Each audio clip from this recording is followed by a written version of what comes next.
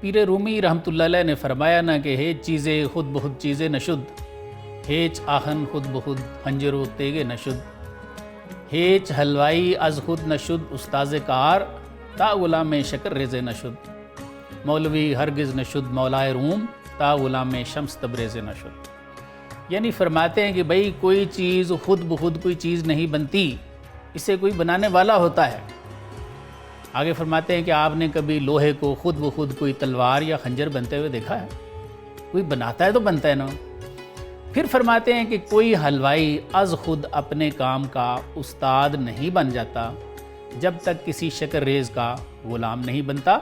اور پھر فرماتے ہیں کہ میں بھی ایک مولوی تھا، ہرگز مولانا روم نہیں بنا تھا جب تک شمس تبریزی رحمۃ اللہ علیہ کا غلام نہیں بنا تھا۔ جس نے مولوی کو مولانا روم بنایا اس ہستی کا نام تھا شمس الدین تبریزی رحمۃ اللہ علیہ۔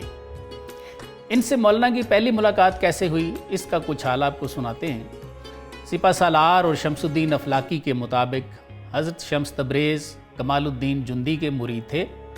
رسالہ فریدو بن احمد اور مناقب العارفین کے مطابق حضرت شمس تبریز رحمۃ اللہ علیہ یہ دعا کیا کرتے تھے کہ مالک میں اپنی نعمت کس کو دوں، مجھے وہ ملا دیں جو میری نعمت کا اہل ہو۔ مولانا کے ان خلفاء نے لکھا ہے کہ ایک دن شمس تبریز رحمۃ اللہ علیہ کو خواب میں آواز آئی کہ ہمارے دوست تو ہماری چادر رحمت میں چھپے رہتے ہیں، انہیں کوئی نہیں جانتا، اگر ملا دیں تو شکرانہ کیا دو گے؟ آپ نے خواب ہی میں فرمایا کہ سر دے دوں گا۔ پھر آپ کو آواز آئی کہ اچھا کونیاں چلے جاؤ، تمہاری نعمت کا وارث جلال الدین رومی علیہ رحمت ہے۔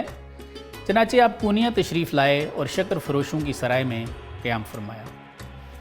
وہاں شہر کے عمائدین بھی آتے تھے، مولانا بھی اپنے دوستوں کے ساتھ تشریف لائے۔ حضرت شمس تبریز رحمۃ اللہ علیہ نے پہچان لیا کہ یہی وہ گوہر نایاب ہے۔ آپ نے فرمایا مولانا مجاہدہ اور ریاضت ان کا مقصد کیا ہے بھائی؟ مولانا نے جواب دیا اتباع شریعت۔ حضرت شمس نے فرمایا کہ یہ تو سبھی کو معلوم ہے۔ پھر آپ نے خود ہی ارشاد فرمایا کہ مجاہدے اور ریاضت کا مقصد ہے تزکیہ نفس کر کے شرح دل کی منزل پر فائز ہونا۔ پھر یہ شعر پڑھا، علم کے از تو ترا نہ بستانت، جہل ازاں علم بے بود بسیار۔ یعنی وہ علم جو تجھ سے تجھے چھین نہ لے اس سے جہالت بہت بہتر۔ اس روایت کے مطابق حضرت مولانا روم رحمۃ اللہ علیہ نے فوراً حضرت شمس تبریز رحمۃ اللہ علیہ کے ہاتھ پر بیعت کر لی۔ دوسری روایت کے مطابق شمس تبریز علیہ رحمت جب تشریف لائے تو مولانا روم رحمۃ اللہ علیہ اپنی لائبریری میں درس دے رہے تھے۔ شمس تبریز علیہ رحمت نے کتابوں کی طرف اشارہ کر کے کلندروار پوچھا، یہ چیز یعنی یہ کیا ہے؟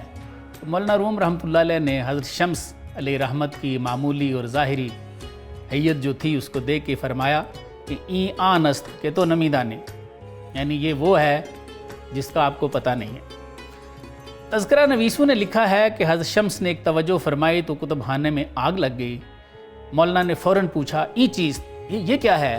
تو شمس تبریز علیہ رحمت نے ارشاد فرمایا کہ این آنست کہ تو ہنوز نمیدانے، کہ یہ وہ ہے جس کا مولانا ابھی آپ کو بھی پتہ نہیں ہے۔ اس روایت کے مطابق جب مولانا نے حضرت شمس کی یہ کرامت دیکھی تو پھر حضرت کے ہاتھ پر بیعت کی۔ ممکن ہے یہ واقعات یکے بعد دیگرے ہوئے ہوں، اس لیے کہ علم ظاہر بھی بہت دفعہ حجاب اکبر بن جاتا ہے، اس لیے ایسے علماء اللہ والوں پر جلدی ایمان نہیں لاتے۔ حضور صلی اللہ علیہ وآلہ وسلم پر بھی یہود و نصارہ کے علماء ایمان نہیں لائے تھے۔ ایمان لائے تو کون لائے؟ عرب کے وہ بدو لائے، بچے ایمان لائے جن کے پاس علم نہیں تھا۔ اس لیے مولانا روم فرماتے ہیں کہ علم ظاہر اخبار رسول ہیں، یہ منع تو نہیں ہے، لیکن یہ تو کوئی کافر بھی یاد کر سکتا ہے، کوئی منافق بھی رٹ سکتا ہے ان کو،